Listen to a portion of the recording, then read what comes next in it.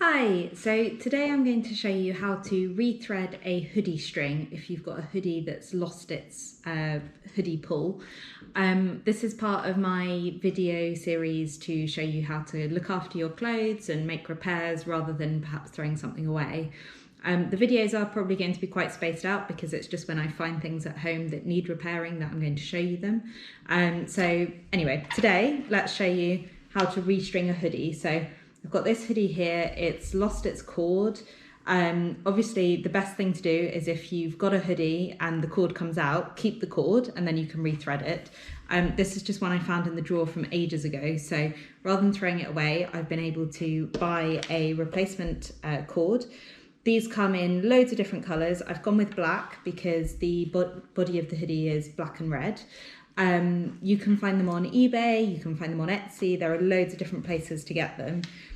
But one thing to watch out for is what length you want. So this one is 130 centimetres, which sounds really long, but the reason I got this size is I measured using a tape measure round the top of the hoodie. So if you put your measure on the first hole and loop it round, so this is about 28 centimetres long, so I doubled that for both lengths of the hoodie, which is 56. And so 56 is going to be buried in the hoodie itself, which gives me a hanging length of about 30 centimetres each side, which actually isn't that much when you think about a hoodie. And then the only thing you are going to need for this is a safety pin. So I have chosen a safety pin. You want to choose one that is as big as you can get comfortably through the hole, because the bigger it is, the easier it is going to be to use it.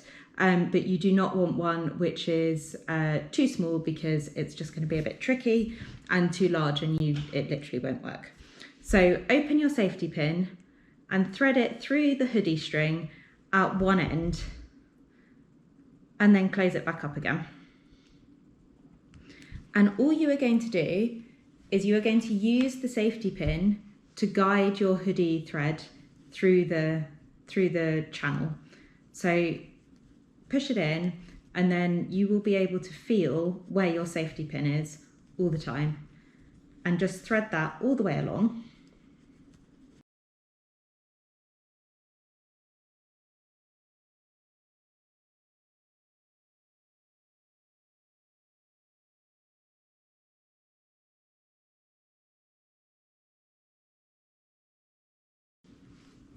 And then when you get to the other end, pull your safety pin back out of the hoodie hole.